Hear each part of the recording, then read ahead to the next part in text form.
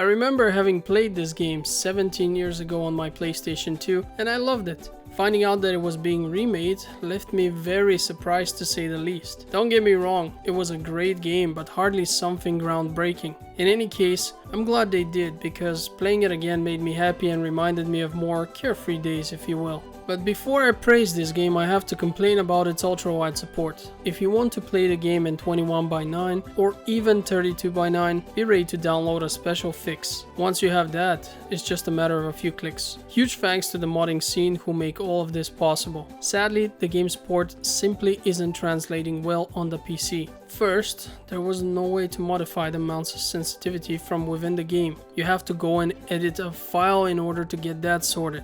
In the end, I just went ahead and played it with my PlayStation 4 gamepad. To my disappointment, the game does not offer any kind of PlayStation 4 prompts, so I had to turn to the modding scene yet again. Luckily, there are other people with the same issues who know how to make a fix for that too, so I managed to fix that thanks to them. If anyone needs any of these fixes, by the way, let me know and I will be happy to send them to you. You'll find my email on my channel. So now that I have modified the game multiple times, I was ready to enjoy it properly. Allow me to just add that I still don't get why some developers don't simply add these things to their games themselves. If one person can make a mod like that, then a team of professional developers should have no excuse not to do it. Anyway, I don't want to digress into a rant here, so I'm gonna continue. Since I've played this game in the past, you'd think that I would remember some of it, but it's been so long that I've had virtually no memory of the game's levels. So I was hoping I could enjoy some split screen with my wife, but then I was reminded that the game's multiplayer only offers a horde mode, where both players fight waves of enemies to gain points.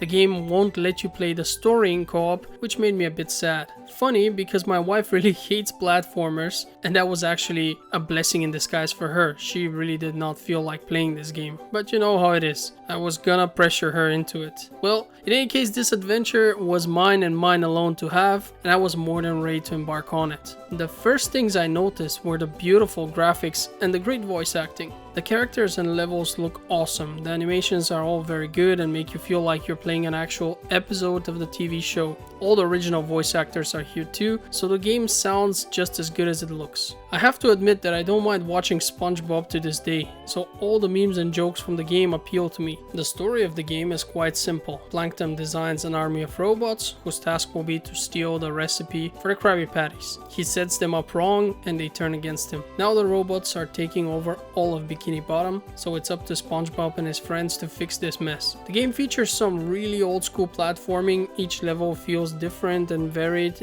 and it provides new types of enemies to fight with the occasional bosses mixed in for good measure. As this is an old school platformer, you will be expected to collect golden spatulas in order to unlock more levels. If you are like me and find pleasure in unraveling the level's secrets, you'll end up finding almost all the spatulas the first time around as you traverse the level. The problem here is that you unlock new abilities and characters further on in the story, meaning that you will have to return to the older levels in order to get the few spatulas which were impossible to acquire before you had set skills. This is a bit annoying since it effectively blocks your progress at some point and demands that you grind in order to reach the next stages. Especially at the end, the spatula requirements get pretty high, so beating the game without going back to old levels and finding additional spatulas with your newfound skills is pretty much impossible. Luckily, the gameplay is being spiced up by the occasional challenge or puzzle, some of which can actually be quite hard to figure out. I admit that I watched a few short YouTube videos in some of the cases. Since the game is a remake, you can also find solutions made back in the day for the PlayStation 2 version, and those applied to Rehydrated in the same way, so that just means that the tutorial videos available to you are even more now. The game is generally quite easy though.